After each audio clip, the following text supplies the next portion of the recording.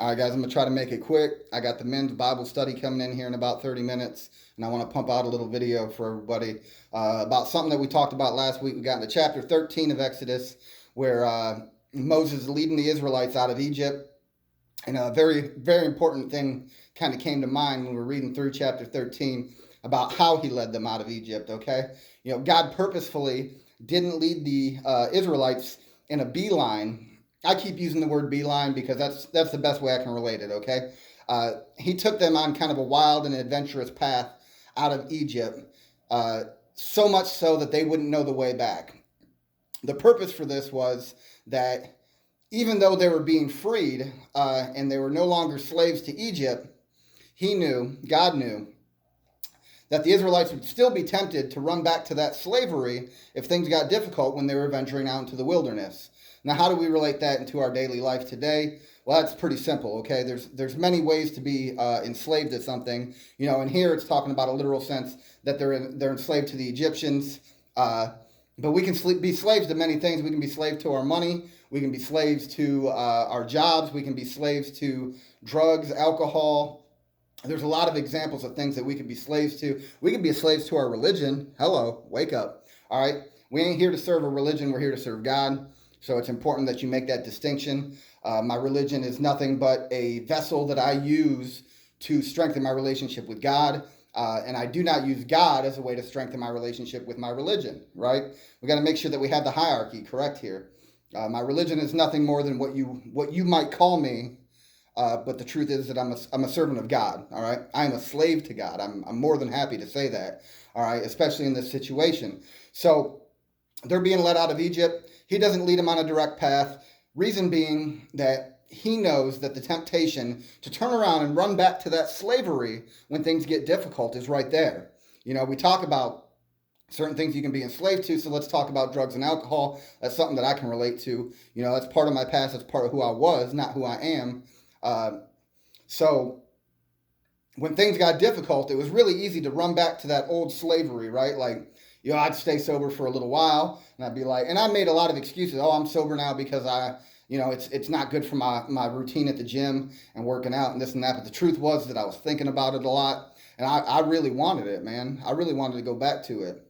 And eventually I did because I didn't have a strong bond and strong relationship with God. Uh, so it's something to just kind of keep in mind. Like when I'm delivered, we got to think about that word delivered, man. When I'm delivered from something, that means that it no longer has any power over me whatsoever. And I'll give you an example. About a month ago, I woke up, I smoked the last cigarette in my pack, and I felt God tell me, "You're done." All right, since that day, I haven't touched a cigarette. Now you can see I'm still chewing.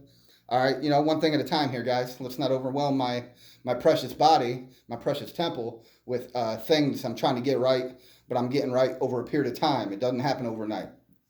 So, God kind of, to me, I felt like God was telling me, like, you're done with that. You're not doing that anymore. And I haven't had the desire to smoke a cigarette since.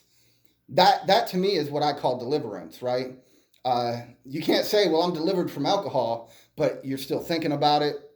You still want to take a drink. You still want it. Deliverance is just kind of like, it's not even affecting my life anymore. I don't think about it. Uh, so I think we got to be careful in that. We can't get cocky. It's easy for us to say, well, God removed that from me. But we got to be careful. We got to be realistic and we got to think about it. Is it true? Did God really deliver it from me? Or is it something that I'm just not doing right now? Someday down the road, I might be fully delivered from it. But, when we say we're delivered from something, we tend to let our guard down. And there's certain things in life that I just can't afford to let my guard down about. Another example, man, and I'll use myself because I am still a work in progress. I'm still learning. I'm still growing, man. I put down a lot of that stuff, that lusting with your eyes, all that sort of stuff. You know, Something that God don't want us to do, whether it be pornography or just looking at women, whatever it is, man. Like, do the math, think about it. I think you can figure out what I'm talking about here. Now, I won't say I'm delivered from it, but I will say that right now, all temptation in that area of my life has been removed. Uh, and I'm grateful for it, but I don't. I'm not cocky about it. I still got to know that I got to keep my guard up about it because the devil's always working, man. That's the one thing you can always be sure of. The devil is always at work. He's hard at work. He's planning his next attack on you. And if you drop your guard, you just might let him in. And that's not something I'm trying to do anymore. All right, I'm not trying to let the devil run my life anymore. I let him run it for 30 some years, man. And I won't even say that when I got saved 8 years ago that the devil stopped running my life, because he did. The devil is alive and well here on earth, and he's always going to have a place here. And I believe in a sense that he's still working for God in a lot of ways, and the fact that God allows him to tempt us, because when we go through hard times and we persevere, it makes our faith stronger. So it's sin has to exist in our lives so that we recognize just how wicked we are without God, right? Like, because if I could just put down all the bad stuff in my life and stop sinning, I wouldn't need God. And if I could just put all that away and stop sinning, then Jesus died for nothing, right? Like, the reason Jesus was sent to the cross is because God already knew that we were incapable of it. We were incapable of it. We proved it in the very first book in Genesis, and then littered throughout the rest of the Bible. Even the holiest of people are sitting here sinning. And, we just can never be fooled by this idea that all of a sudden the sin in our lives is going to disappear because I wake up and I say, well, I gave my life to Jesus and now it's all gone, right? Like, it's not all gone. You can't be cocky. You got to remember that these things still exist. So anyways, getting back to the point here, so he led the Israelites out of Egypt, and he led them in a path that didn't allow them to turn back around and run back to that sin, right? So let's talk about, somebody going to rehab, right? You put them in an inpatient program and they're not using dope anymore. Like, that's great, man. That's a great time. They got clean time where they're not using. They're able to get some of that dope and that stuff out of their body. They detox. That's fantastic, man. And let me tell you, it's still not easy. Even in a controlled environment, that's one of the hardest things somebody's going to have to go through. And if you've never been addicted to anything, then you don't understand that.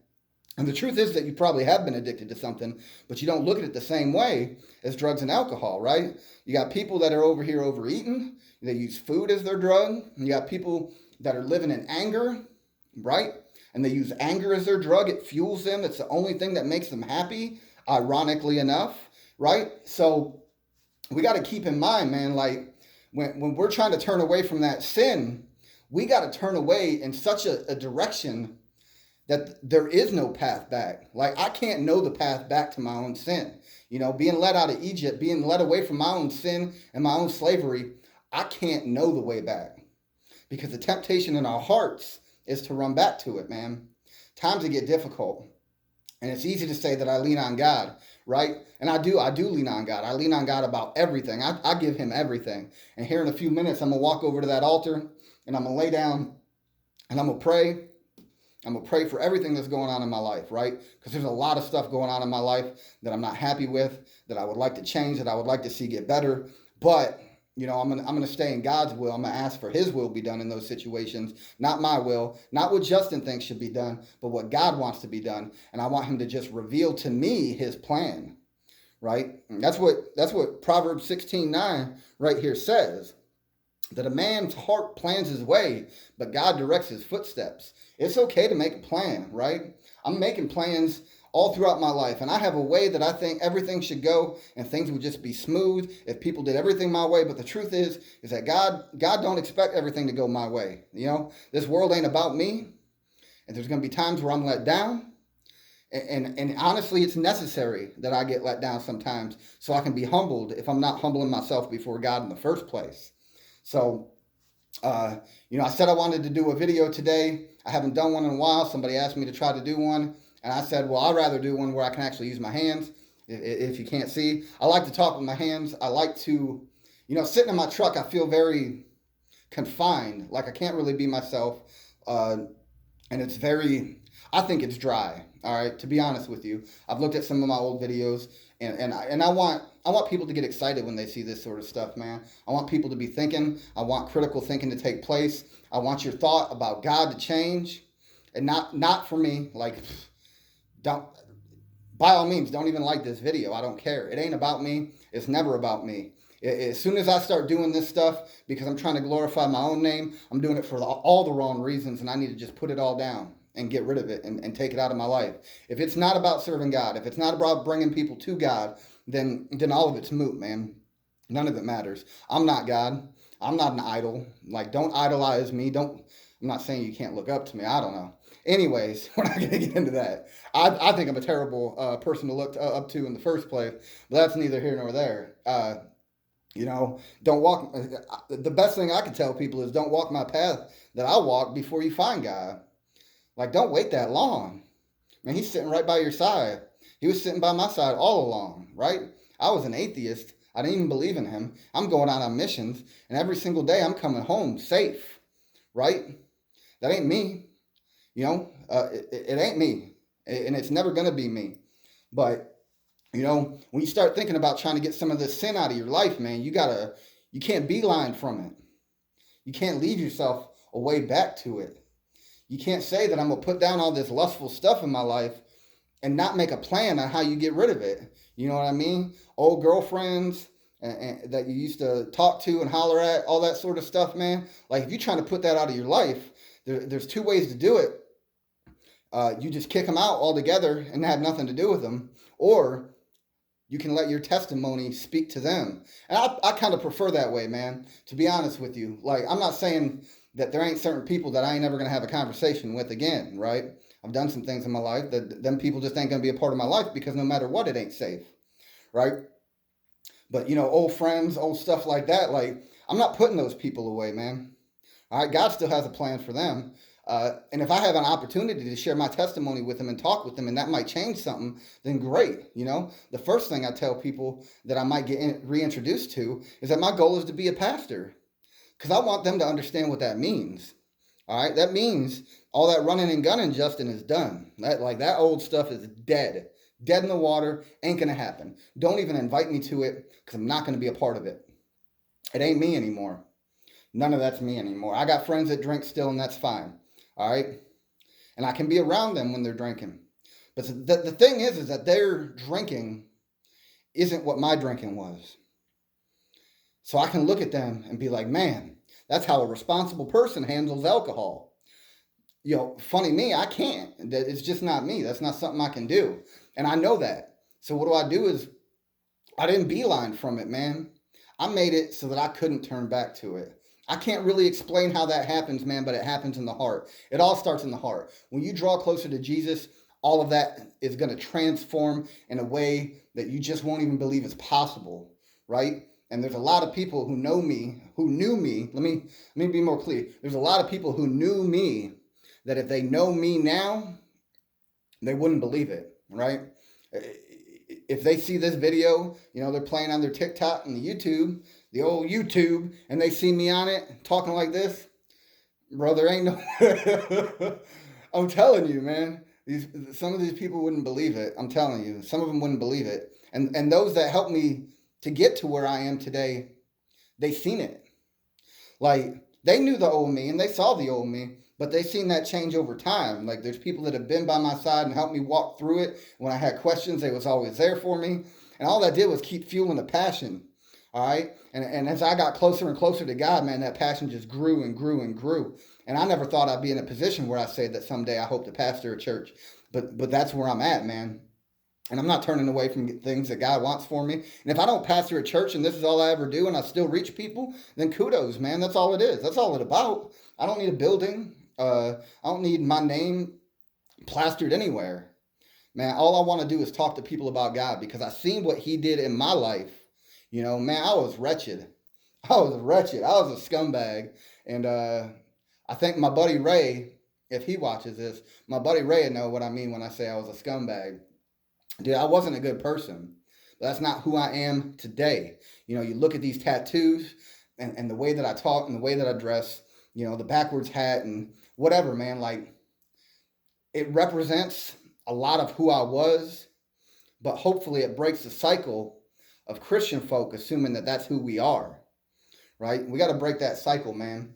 If you wouldn't feel comfortable getting a lecture about God from somebody who looks like me, then your heart's still in the wrong place, because you're still thinking that somebody got to look a certain way and act a certain way and dress a certain way. And don't get me wrong, man. Every once in a while, I'll dress up for church every now and then. I'll put on a suit. I mean, I'll do all that sort of stuff when I'm feeling it. When I'm feeling it, I'm going to come and I'm going to do it. But if that's not what I feel like for the day, then that's not what I'm going to do for the day. But it's all about serving God, man. So whatever you're struggling with, whatever sins you got in your life, you got to run from it. You got to run from it. And I'm not talking about running from it in a beeline, man. They say, what is it? When a gator's chasing you, you're supposed to go all zigzag and crap. I don't know, man. I might be making that up because they can't see you. Anyways, I've seen a car pull in, so I'm going to wrap this up. You know, I got to run away from that sin in a way that there is just no turning back to it. No matter how hard life gets, no matter what happens, I can't run back to it. Because I've seen the me that ran to it, man. I've seen that stuff, and I'm not there anymore. That's not who I am anymore. So let's just take that into account today, man. I want people to think about that. Like, when you're trying to get away from that sin, you can't leave any blemish of that sin alive in your life. You know, if you got old girlfriends, old boyfriends, and all that sort of stuff, you can't just leave some of them on the hook and be like, well, you know, in case things go sour, I'm going to go holler at this one. You know, look, we put all that down. We're grown now. It even says, the Bible says, when I was a child, I thought like a child, I act like a child. Man, it's time to man up. You know, ain't no eating that small. I'm talking about just, it's just time to man up. We're eating meat out here. All right, man up. Do what's right. When you get away from that sin, man, you got to run from it.